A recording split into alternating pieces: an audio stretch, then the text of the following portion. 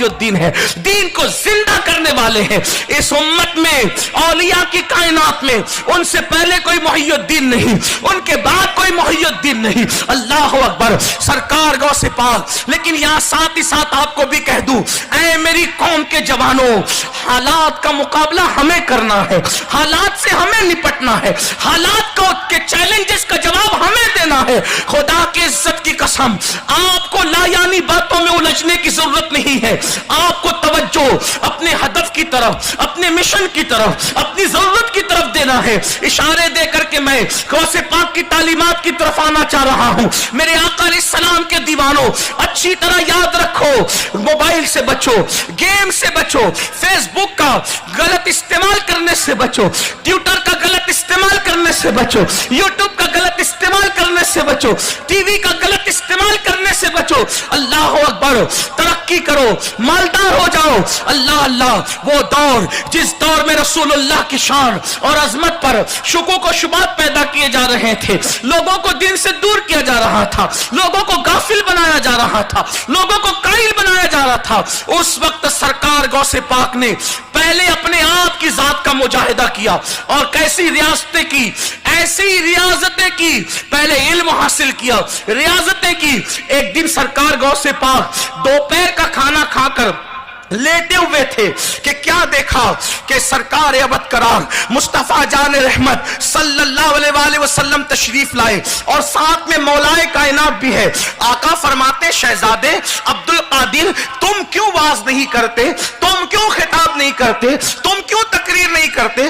عرض کی, نانا جان, یہاں کے لوگ عربی ہے بغداد کے, اور میں عجمی ہوں, میں ان کے درمیان کیسے خطاب کروں؟ تو حضور غوث پاک فرماتے ہیں, اللہ کے رسول نے فرمایا, شہزادے عبد القادر, تم کو واز کہنا ہے, تم کو خطاب کرنا ہے. اور پھر میرے آقا علیہ السلام نے فرمایا, اپنا منہ کھولو. اور سب غوث پاک نے جب اپنا منہ کھولا تو اللہ کے رسول نے 7 مرتبہ اپنا لعاب غوث پاک کے منہ میں ڈالا, 7 مرتبہ لعاب ڈالا. ساتھ میں مولائے کائنات بھی آئے تھے, آقا نے 7 بار ڈالا, مولا علی کو حکم دیا تو انہوں نے 6 مرتبہ ڈالا. سرکار غوث پاک کہتے ہیں, اللہ اکبر, جب 7 مرتبہ حضور کا لعاب منہ میں پڑا اور 6 مرتبہ مولا علی کا لعاب منہ میں پڑا, تو غوث پاک فرماتے ہیں, میں اس وقت جب بیدار ہوا تو میرا حال یہ تھا جیسے لوگوں کو الٹی آتی ہے اور الٹی روکنے سے نہیں رکتی, ویسے میری زبان پر واز اور نصیحت جاری ہوا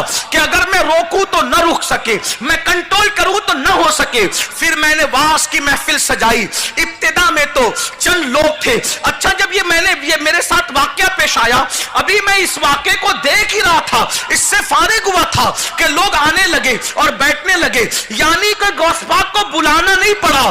دیکھو, اللہ جس سے کام لیتا ہے, اللہ جس کا انتخاب کرتا ہے. اور پھر خاندان نبوت کی یہ خصوصیت ہے, ہر دور میں, ہر عصر میں, ہر زمانے میں اللہ نے خون علی و فاطمہ میں, خون مصطفیٰ جان رحمت میں وہ کشش پیدا کی ہے کہ بلانا نہیں پڑا. اس دور میں بھی اللہ اکبر, لوگ کشش کے ساتھ کھچے چلے آئے. اور غوث پاک نے پھر واز فرمایا.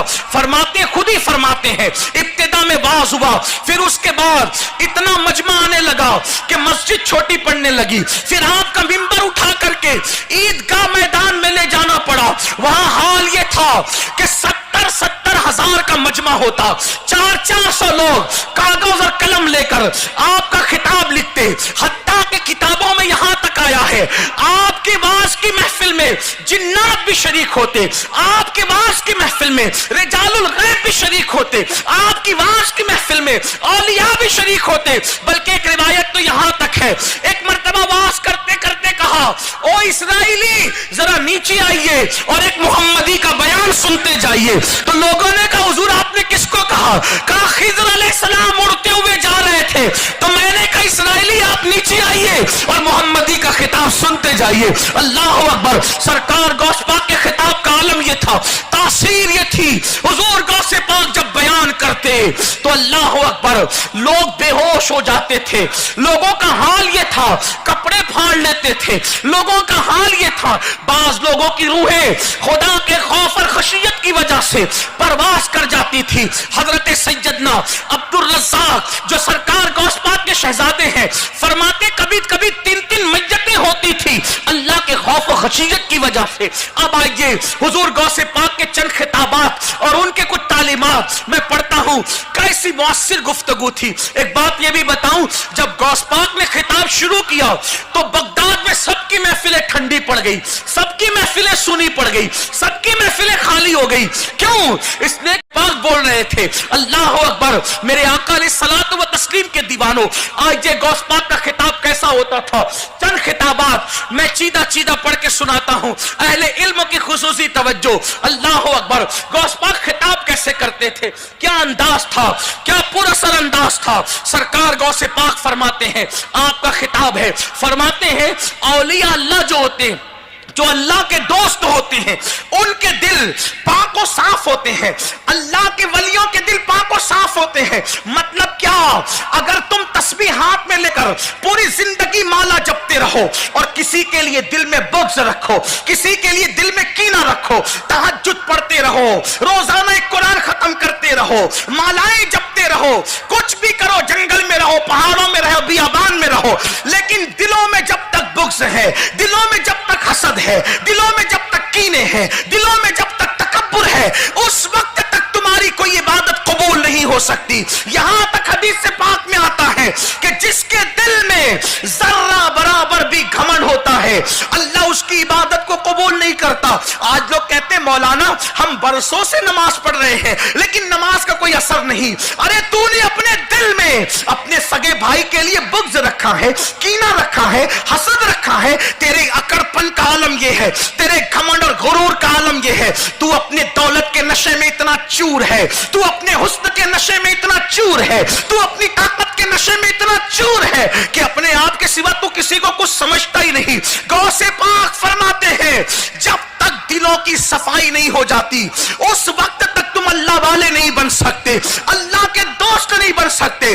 اس پورے ہزاروں کے مجمع میں میں تمام مسلمانوں کو دعوت دیتا ہوں، ذرا اپنے دلوں میں جھانک کر تو دیکھو، کیا ہمارے دلوں میں کینے نہیں ہیں؟ کیا ہمارے دلوں میں بغض نہیں ہے؟ کیا ہمارے دلوں میں حسد نہیں ہے؟ پڑوسی کو ترقی ہو رہی ہے، مسلمان جل رہا ہے، سگے بھائی کی یا بیٹے ہی بیٹے پیدا ہو رہے ہیں، سگے بھائی کو جلن ہو رہی ہے، کسی بھائی کو ترقی ہو رہی ہے، وہ بھائی کو جلن ہو رہی ہے۔ مجھے بتاؤ، جب تک دلوں میں حسد رہے گا، سن لو، حسد نے ابلیس کو شیطان بنایا ہے، حسد نے یہودیوں کو جو رسول اللہ کی آمد کا انتظار کرتے تھے، حضور کی آمد سے پہلے آمد کی دعائیں کرتے تھے، ان لوگوں کو کافر بنایا حسد نے۔ کہاں جا رہے ہو؟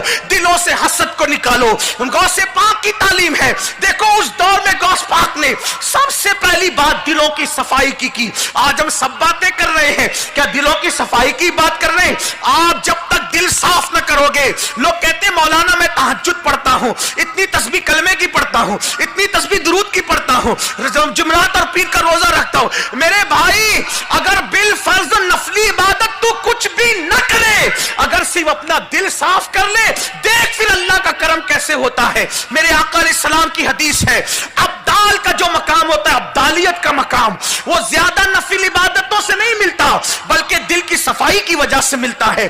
دل صاف کرو۔ یہ کیا ہے؟ ایک دوسرے کے لیے برادری کی بنیاد پہ، وہ پٹھان ہے، وہ شیخ ہے، وہ انصاری ہے، وہ مرزا ہے، وہ فلاں ہے، وہ فلاں ہے، برادریوں میں بٹے ہو، پھر سلسلوں میں بٹے ہو، اللہ اکبر، پھر پتہ نہیں کہاں کہاں بٹے ہو۔ یاد رکھو، اللہ کے رسول علیہ السلام ہمیں بانٹنے نہیں آئے تھے، آقا علیہ السلام پوری قوم کو متحد کرنے آئے تھے، اور میرے آقا نے متحد کیا، عربی کو اجمیوں سے جوڑا، اجمیوں کو عربیوں سے جوڑا۔ کیا تم نہیں دیکھتے جس صف میں صہیب رومی کھڑے ہوتے، روم کا آیا ہوا، وہیں پر عربی فاروق اعظم بھی برابر میں کھڑے ہوتے، ایک ہی صف میں کھڑے ہو گئے۔ محمود آیا، نہ کوئی بندہ رہا، نہ کوئی بندہ نواز۔ ہاں آؤ، پوری امت کو متحد کرے، لیکن نقطہ اتحاد کیا ہے؟ ایسا نہیں ہوگا کہ کوئی نبی کی توہین کرتا رہے، کوئی نبی کی تعریف کرتا رہے، اس طرح امت متحد نہیں ہوگی، بلکہ صحابہ اور اہل بیت کے عقیدے پر، جس کو سواد اعظم کا عقیدہ کہتے ہیں، اس عقیدے پہ پوری امت متحد ہو جائے۔ یعنی کوئی یہ نہ کہے کہ 1857 کے بعد میرے مولانا یہ کہتے اور میرے مولانا یہ کہتے۔ مولانا کی بات چھوڑ، جو بولی صدیق اکبر بولتے تھے وہ بولی بول، جو